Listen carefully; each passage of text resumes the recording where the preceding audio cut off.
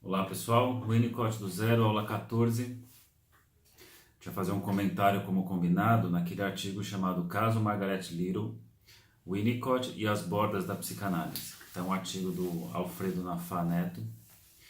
E eu comentei dele porque a gente vem falando sobre uma série de questões do ambiente, de suportar algumas coisas como forma de o paciente testar o ambiente como forma de perceber a realidade daquilo e o ambiente poder ficar num lugar nem de retalhar e nem também de ficar inabalável, indestrutível, porque das duas formas seria impossível a saída para a realidade, permanecer alguma coisa como se fosse uma representação, né, mental, e não uma realidade objetiva. Lembrando que a gente tem falado que para o Winnicott a realidade não é frustrante, pelo contrário, ela é buscada pela pessoa como uma forma de um lugar possível para se viver, para se habitar, né? E também a gente veio fazendo alguns comentários, né, sobre o ódio que aparece em algumas situações, né? O ódio por parte do analista com relação ao paciente, algumas coisas que o paciente causa, né?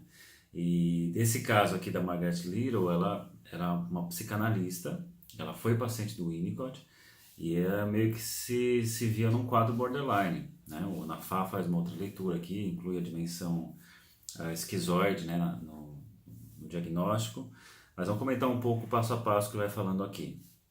Então aqui, ó, se pegar o texto, você tem Margaret Little ficou conhecida internacionalmente não só como eminente psicanalista da Sociedade Britânica de Psicanálise, mas principalmente pelo seu livro da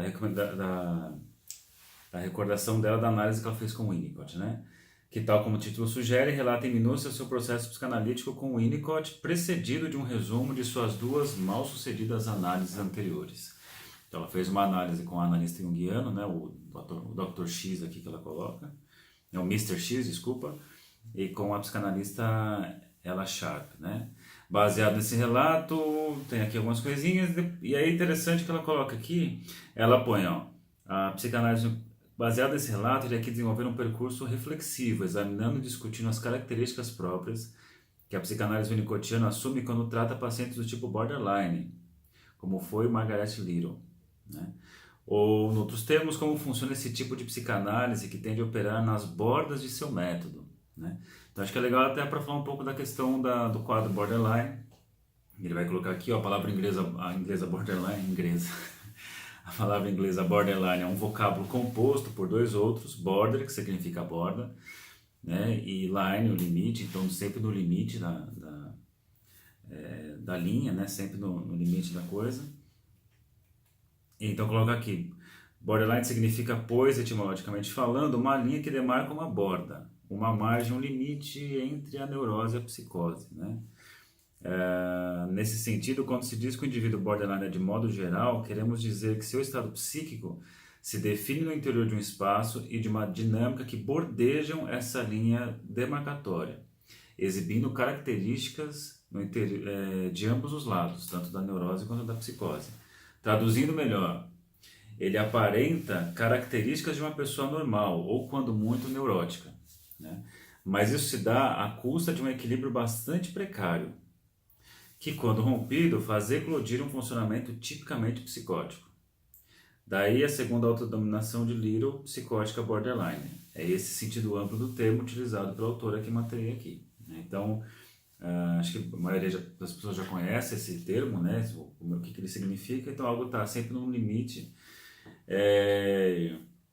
E a gente sabe, né, que no atendimento de pessoas que apresentam um quadro borderline, as relações são levadas ao limite de fato, né? Além da borda, do limite da neurose ou da normalidade, batendo numa psicose, então a pessoa até se configura de forma normal, quiçá neurótica, mas não se mantém isso. Enquanto talvez tivesse uma estrutura mais forte na neurose, e o sujeito aguentasse certos tipos de situações angustiantes e mantivesse aquela estruturação, nesse caso, por mais que tenha essa estrutura aparentemente firme, quando você aperta muito, a saída é um funcionamento próximo da psicose, é um funcionamento psicótico, né? Então, por isso que, bom, você já conhece, acho que o termo, e também uma outra coisa a se pensar é isso. Uma das formas de se pensar o borderline é dito assim, ele é estável na sua instabilidade, né? Então, A gente sabe quando vai atender na clínica uma pessoa, né, um ser humano que traz esse funcionamento borderline, a transferência vai ser levada a umas situações provocativas que vai provocar a contra-transferência. Usa-se muito aquela defesa chamada identificação projetiva, né, que causa, assim, de fato, movimentos contra-transferenciais por parte do analista. Então, a situação vai sempre no limite, né? Então, borderline a gente pode pensar dessa forma também. E aí, então, aqui, primeiros sinais de um quadro borderline. Little, quando era paciente tipicamente borderline, já aparecia evidências na sua primeira análise, né? Quando o senhor X pressentia que ela não era ela mesma, né? Que vivia se desculpando pela sua própria existência, como se não tivesse direito a ela. E aí o analista chega na última sessão e fala, pelo amor de Deus, seja você mesma. Claro, né? Acho que esse tipo de intervenção não serve para praticamente nada, porque você chegar e falar, olha, pare de ser isso, você está sendo artificial, você tá usando um falso self, por favor use um self verdadeiro, seja mais autêntica. Não se trata disso, não é um pedido do terapeuta, não é um pedido do analista, até porque quanto mais você provavelmente é pedido com algo do tipo, mais você se defende. Então é muito mais, eu acho que aquela linha que o Winnicott vai, que a gente já comentou, é muito mais de oferecer cuidados para a própria pessoa sair disso, né? Imagina assim, ela está fechada num casulo falso self, não vai ser dizendo assim, confie em mim, sai do seu falso self, ou pelo amor de Deus, sai desse falso self. Não, oferece a condição, cuide da situação, e quando você cuida, a pessoa vai então se sentir convidada e encorajada a começar a sair desse lugar. Então veja que é um trabalho extremamente trabalhoso, né? Um trabalho denso, intenso, muitas vezes muito demorado. Então, talvez não tenha sido a melhor abordagem aqui do senhor X, né? Mr. X. Bom, e aí aqui está falando de um falso self muito bem sucedido, não sei o que. Aí a segunda análise, né, com a Ella Sharp, de modo similar considerou Little uma neurótica histérica, deixando-se enganar pelo falso self da paciente e aferrando-se às interpretações de tipo edipiano. E lá se foram mais 7 anos de análise praticamente perdidos. Aqui é um ponto muito legal de se pensar, é muito complexo isso. Eu trabalho muito com essa questão de psicodiagnóstico e pensar em estratégias clínicas, porque você vai ter várias situações que você tem um quadro tipicamente borderline que alguns analistas vão ler como histeria, né? Porque tem muita coisa que é muito parecido, né? Você tem uma forma aparente de triangulação, que não é uma triangulação na verdade, é mais uma validação pessoal ainda. E da mesma forma como você tem situações de uma pessoa que tenha uma problemática histérica e aí determinados analistas vão enxergar uma questão borderline ali, enfim.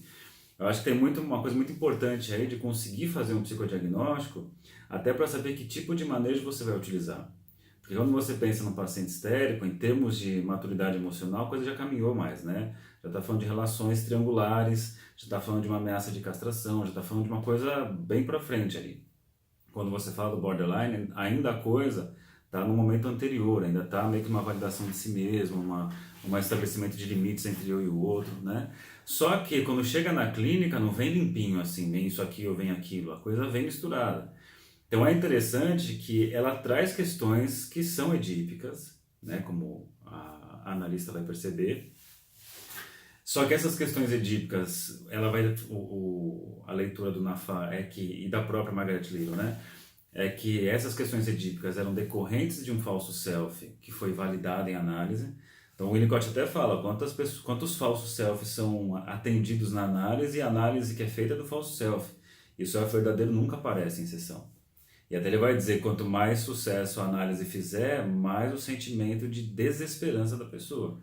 Porque o que é o falso está sendo valorizado, o que é o falso está sendo cada vez mais trazido para a baila da sessão. Então é interessante isso, porque a questão, a gente pode pensar dessa forma, eu penso de uma forma um pouco diferente, eu penso que a coisa assim, a questão edípica aparece, mas existem conflitos anteriores que impedem que a nossa intervenção chegue aqui. Então, primeiro tem um certo cuidado a ser feito aqui para que um dia as intervenções psicanalíticas no sentido edípico possa ter efeito, que é o que o Nafá vai apresentar nesse texto. Então, vai mostrar que numa primeira fase, o Winnicott faz um longo trabalho de cuidado ambiental, pensando no quadro borderline, sempre, né, quase caindo na psicose ou até caindo na psicose, e que depois, uma segunda fase da análise, vai para uma questão edípica. Que mais temos aqui? Aí, o segundo tópico diz assim, né, uma esquizoide com sintomas depressivos. E aí ele coloca na fala, né, que foi ao longo da análise com Winnicott que o quadro borderline de Little pôde revelar uma formação que classifica como uma esquizoidia, com sintomas depressivos, né? Mas mais preciso esse diagnóstico não foi formulado por Little, tampouco por Winnicott. Então ele vai trazer aqui, né, essa é uma leitura do Nafá, da questão de ser um quadro esquizoide, mas eu acho que é interessante a citação que vem, né, da Little dizendo como é que foi a primeira sessão. Então a primeira sessão trouxe a repetição de um terror. Eu permaneci curvada fortemente, completamente escondida sob o cobertor, incapaz de me mover ou de falar. Donald Winnicott ficou silencioso até o final da hora, quando disse somente: eu não sei, mas tenho um sentimento de que você está me trancando para fora por alguma razão.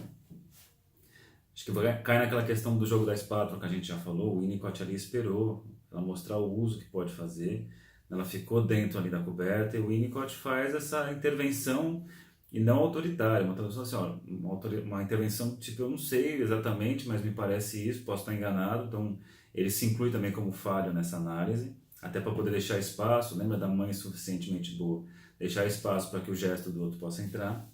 Isso trouxe alívio, pois ele pôde admitir que não sabia e permitir uma contestação, se ela viesse. Então, acho que é uma intervenção muito legal, aliás, porque quando você faz intervenções desse tipo, você consegue deixar pontos de fuga. Então, se o paciente não se sente à vontade de ser enquadrado nisso, ele pode dizer, não, acho que é por aí. Né? Diferente de uma acusação ou de uma interpretação que a pessoa pode pular para o lado de fora e, de fato, parecer uma coisa resistente. Mas percebi também, mais tarde, que estiveram me trancando por dentro, assumindo a menor quantidade de espaço possível e sendo tão reservado quanto eu podia, escondendo-me no útero, mas sem segurança mesmo aí. E a impressão que o Winnicott, em princípio, sem perceber o recolhimento de Little como um sintoma esquizoide, interpreto-a como resistência à análise e à presença do analista, tendo a humildade de dizer que, de fato, não sabe o que acontece e que relata apenas um sentimento. Isso traz alívio ao paciente, mas não é o suficiente para aliviar o seu terror. Então, o Nafá faz a leitura do sintoma esquizoide, o Winnicott não, ele enxerga o esquizoide nisso, né? Uma das características é o isolamento da esquizoidia, e o Winnicott não vai por essa linha, ele vai mais por uma resistência, e mesmo assim uma resistência, não a resistência da psicanálise clássica, né? Mas uma resistência mais de uma impossibilidade de gesto no mundo, né?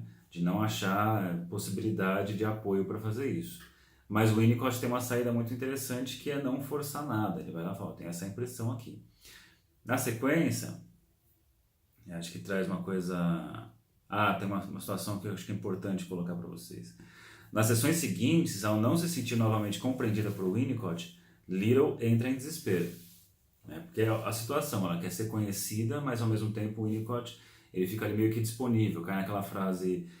que é uma delícia se esconder, mas uma tragédia não ser encontrado. Então ela se esconde, mas ela está no desespero de não ser encontrada por Winnicott. E aí ela entra em desespero, pensa em se jogar pela janela, mas imagina que ele vai impedi-la. Né? Finalmente apanha um vaso cheio de lilás branco, atira no chão e esmaga com o pé. Winnicott, contrafeito, né?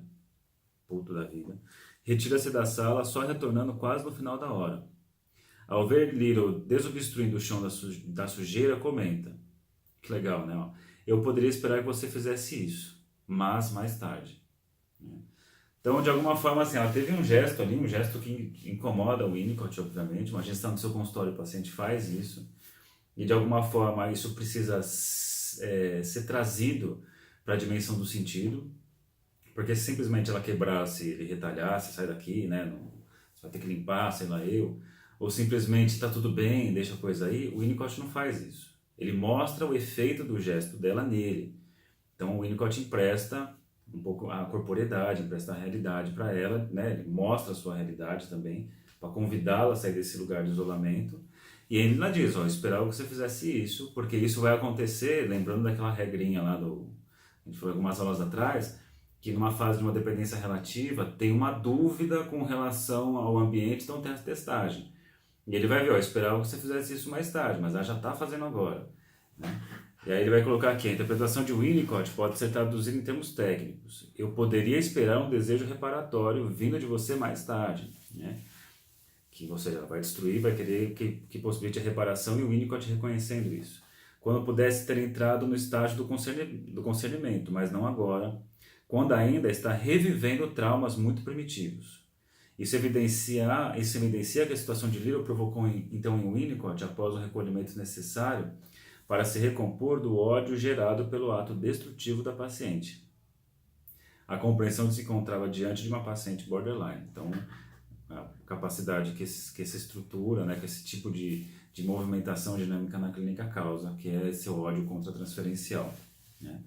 E aí, porque a gente pode pegar mais, acho que traz uma coisa interessante aqui, porque o Nafá faz um comentário, ele diz assim, ó, lembro aqui de uma paciente minha, de dinâmica borderline, um caso bastante grave, já citado em outros textos, que passou os 3 primeiros meses da análise atacando-me violentamente.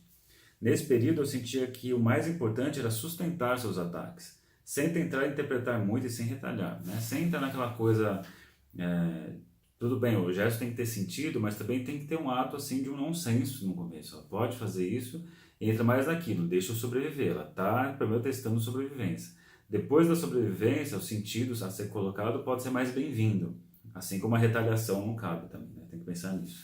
É inegável que a dinâmica me remetia o tempo todo à etapa do uso do objeto, descrita por Winnicott, apesar desse paciente estar igualmente fixada em traumas muito primitivos da fase da dependência total. O curioso também é que de quando em quando esses ataques eram seguidos de embriões de atos reparatórios do gênero: tenho medo de estar destruindo as minhas possibilidades de análise. Ou seja, eu tenho medo de que meu ódio de destruição do ambiente, né, não permita a sobrevivência do ambiente, não permita a sua sobrevivência. Então essa preocupação da sobrevivência, a gente já falou em outros textos. Caminhando aqui no texto, eu virei a página, estou na página que ele diz assim: nas sessões seguintes, a dinâmica esquizoide da paciente se tornaria cada vez mais clara. Ele, o Winnicott, percebeu logo que na primeira metade de cada sessão nada acontecia. Eu não podia falar até encontrar um estado assentado, não perturbado por qualquer impinge dela, do tipo ser indagada sobre o que estava pensando. Era como se eu tivesse de trazer para dentro de mim o silêncio e a tranquilidade que ele proporcionava. Lembra daquela parte da aula que foi algumas atrás sobre estados excitados e tranquilos, né? Que certas coisas só podem acontecer nos estados tranquilos. E ela está falando aqui de poder chegar nesse nível de estado tranquilo. Isso fazia tal contraste com os distúrbios da infância, com o estado de minha mãe movido a ansiedade e hostilidade geral, do qual eu sempre tive a necessidade de me retrair para buscar quietude. A partir daí, ele estendeu a duração da sessão para 1h30, pelo mesmo preço, até quase o final da análise. Então, foi a necessidade de se proteger desse estado ambiente caótico, imprevisível da sua infância, que produziu essa retração esquizoide e, ao mesmo tempo, a formação de um falso self cindido que passou a funcionar como escudo protetor do self verdadeiro.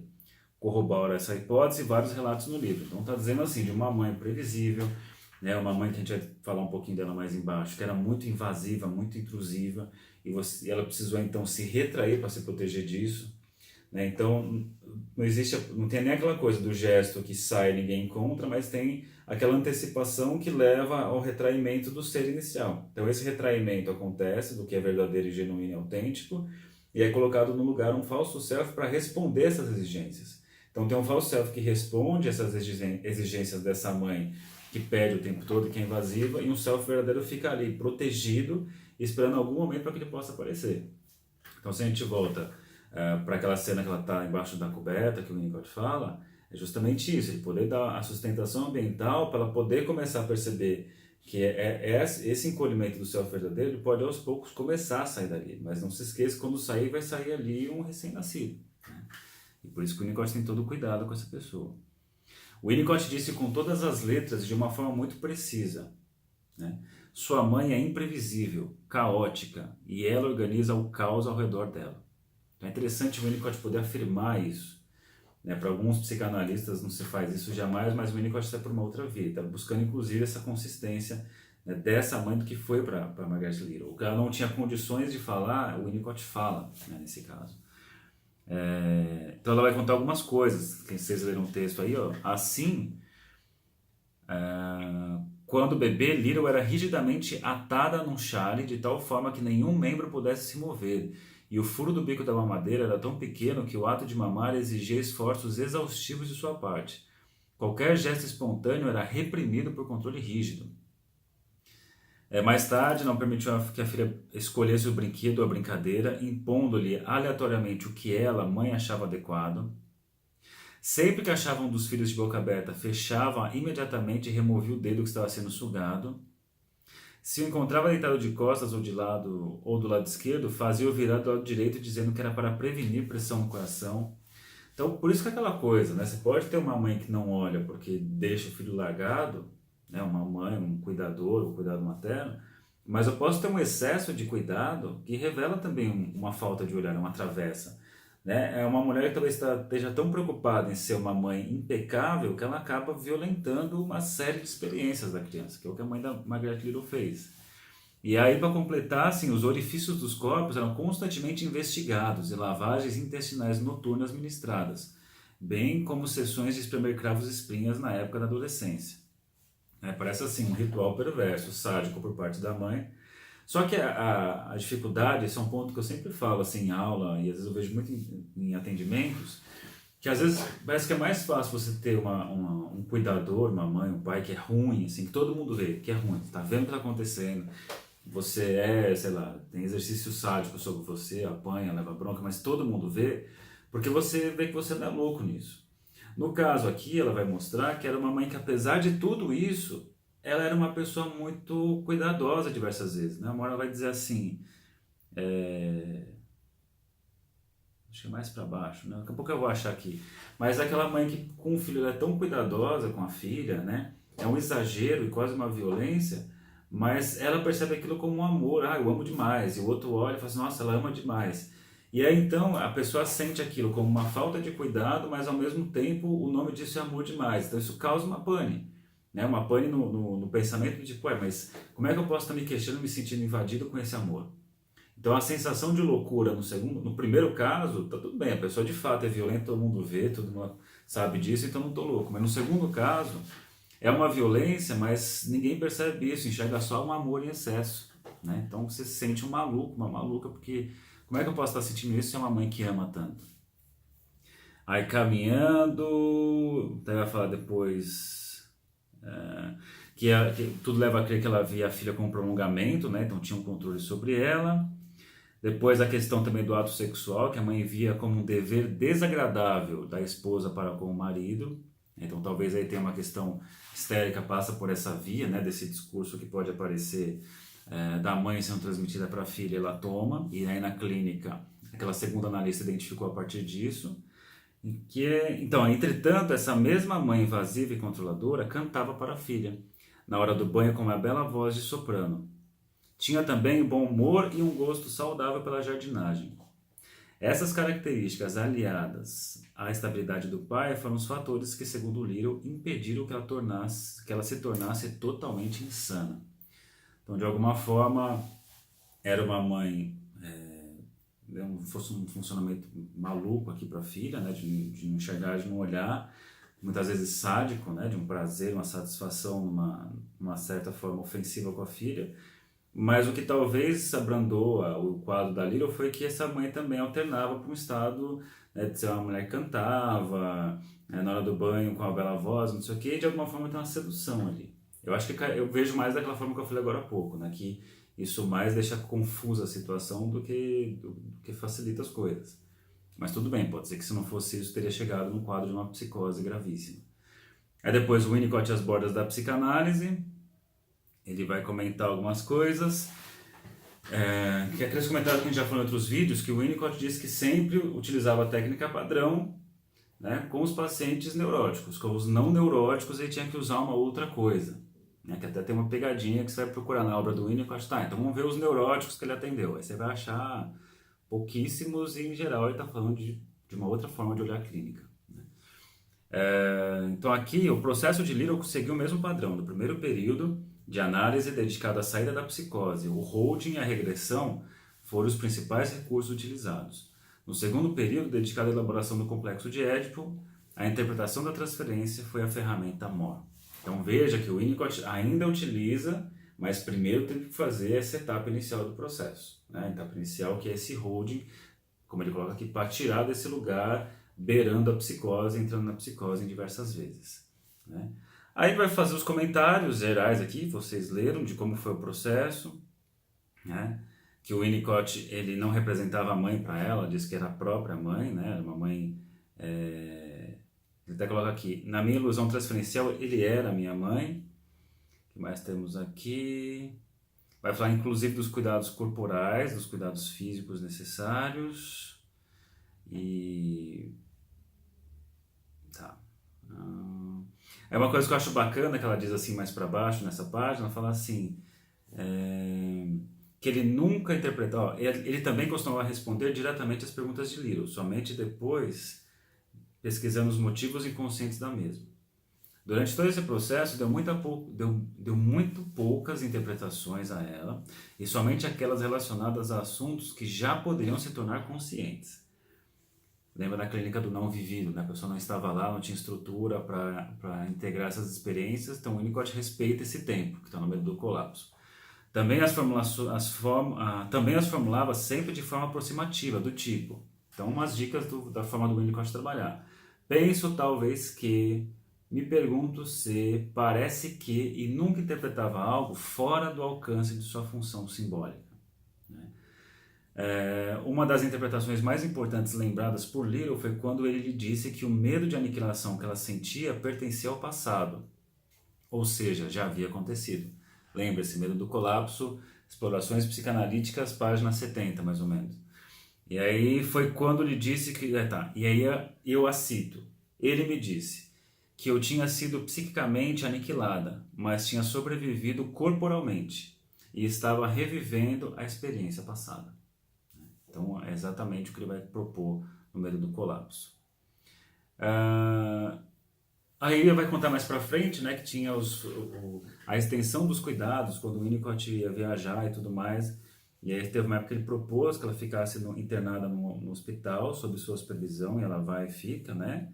Então, assim, veja que de alguma forma está regredindo a dependência absoluta, de acordo com o relato. Um bebê recém-nascido, um bebê de poucas semanas, e que tem que ter ali uma mãe constantemente cuidando desse holding inicial. É meio que refazer, né, o cuidado materno que foi muito deficitário.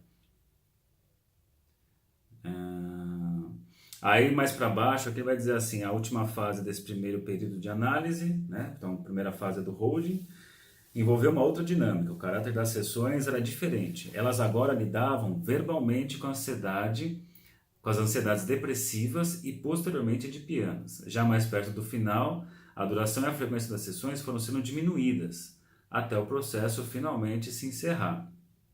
Olha que legal que ela fala assim, ó, na página 7, no finalzinho, na última citação, né? Foi-me permitido viver uma infância e uma meninice próprias, o que era distinto de viver e reviver as da minha mãe, para ela. Tendo podido atingir os níveis mais primitivos da, assim algumas vezes denominada posição esquizoparanoide, num ambiente consistentemente controlado, seguro, aí virando aqui,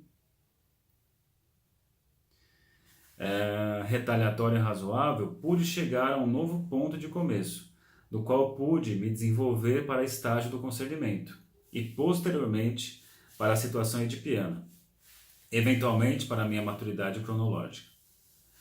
Minhas áreas psicóticas e não psicóticas foram firmemente unidas conjuntamente.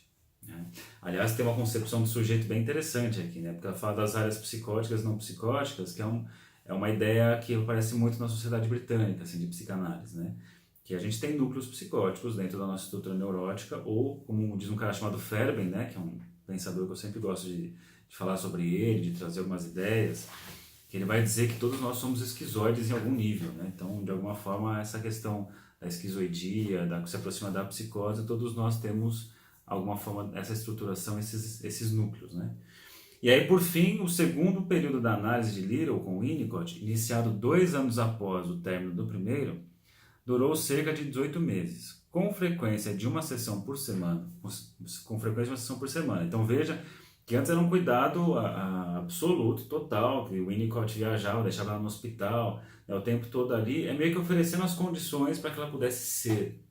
Então veja que é muito menos em termos interpretativos e muito mais de sustentação. Eu falei para vocês em um vídeo lá atrás assim, que o Winnicott diz, quanto mais para trás nós fomos no desenvolvimento do processo de amadurecimento, menos eu falo de relação de objeto, menos eu falo de intervenções interpretativas e falo muito mais de ambiente. Então, quanto mais para trás, mais o ambiente é importante. Então, no primeiro momento, o Winnicott entra como ambiente. Ele teve a primeira sessão com ela, né, que ela fica ali fechada, ele assiste, entra como espátula, ela não sai, ela está retraída. Ele faz essa leitura, né, diz assim, eu estou vendo que você me deixa do lado de fora. Numa segunda, terceira sessão, ela vai se incomodando porque ele não tira ela dali. Só que assim, é um perigo, porque se ele tentasse tirar, poderia ser invasivo mais uma vez. Então, de alguma forma, ele não tira, vem o gesto dela também de retaliação, de quebrar o vaso, também esperando alguma coisa do Winnicott, talvez até esperava o Winnicott se movimentar e ir para cima dela para ela poder mais uma vez se retrair. E o Winnicott, ele mostra que ele se incomodou com aquilo, então ele sai da sala, não fica aí, quer quebrar o vaso, não sei o que, e depois ele volta. E depois, quando ele volta e continuam as sessões, mostra a possibilidade de reparação disso, ele dá esse tempo. Aí ele fala, não esperava que fosse acontecer agora. E o cuidado, à medida que ele vai oferecendo, ela vai mais regredindo do que progredindo. Então ela regride, né, para ela poder um dia conseguir ir para frente. Então ela vai para trás, vai chegar nessas condições. O Winnicott chega meio que no máximo da coisa, né, da profundidade, desse início rudimentar, onde ele vai falar do medo do colapso, um colapso que já existiu. Né, então não é raro, melhor dizendo, na clínica, uma pessoa quando começa a ser cuidada em análise, começa a sentir umas certas ameaças em si mesmo, como se fosse acontecer alguma coisa, como se fosse acontecer uma catástrofe em si mesmo. E aí o Winnicott nos ensina, no medo do colapso, que esse medo frente ao cuidado, ele é meio que derivado assim, de uma experiência de caos já vivida, que de alguma forma assim, você começa a oferecer os cuidados. Então você vai recebendo esses cuidados, você vai meio que buscar os padrões de cuidados que você já tem para encontrar a correspondência. E quando você faz isso, não encontra correspondência, tem um vazio ali, né? Tem uma quebra, tem um buraco. Então vem o desespero de se perceber não ter sido nunca cuidado. Que é o que acontece às vezes com, sei lá, uma mulher quando engravida e ela entra com uma experiência de se debruçar para um cuidado de um outro que chega. E automaticamente a gente vai buscar nossas experiências de cuidado para de alguma forma replicar e aprender com elas. E tem pessoas que quando vão fazer isso não encontram o cuidado que foi feito nelas. Então entram no desespero de não ter condições de cuidar de alguém porque não foi cuidada. Né? A dor de não ter e ter que ter para dar. Né? Por fim, então ele coloca dessa outra período da análise. Então ele saiu dessa fase do hold inicial, né? E aí cai aqui, foi inteiramente dedicado à análise dos conflitos edipianos que ainda dificultavam suas relações amorosas. Não é que no primeiro período da análise não tivessem aparecido as angústias edipianas, como eu falei no começo. Questões edipianas já existiam ali, mas intervenções não fariam efeito, porque ainda tem uma questão, um grande buraco inicial a ser tratado. Little nos conta que, por ocasião da separação de Winnicott da primeira esposa, sentiu-se muito enciumada. E algum material edipiano pôde ser trabalhado, embora tenha permanecido como um pedaço isolado, que somente pôde ser juntado ao resto mais tarde. Então, olha que interessante. Acontece o episódio que o Winnicott se separa, ela se sente enciumada, entra uma questão, né, dela desejando o Winnicott, a esposa que se separa, entra num triângulo edípico. Só que assim, ele pode até fazer um tipo de trabalho em cima disso, mas isso não entra na experiência total. Porque a experiência total está comprometida pelo começo, então fica uma coisa assim, foi trabalhado, mas está à deriva aqui, esperando o momento de conseguir ser integrado. Depois desse processo de hold ser feito, que tem uma continuidade do ser, né, no tempo e no espaço, aí esse elemento que tinha sido elaborado ali, estava isolado, né, ele foi trabalhado isolado, ele pôde ser integrado, fazendo parte agora da personalidade total, e as questões edípicas puderam ser trabalhadas a partir de então. Né? Ou seja, nessa primeira etapa, seu self, dado o seu estado de desintegração, não tinha condições de se apropriar desse tipo de material. sob a forma de uma elaboração consistente. Pois bem, é isso aí, acho que vocês leram o texto, é um texto bem interessante do Nafá. Também quem quiser, acho que vale a pena ler o livro dela falando sobre isso. E vamos continuar com os nossos estudos, então até o próximo vídeo. Tchau!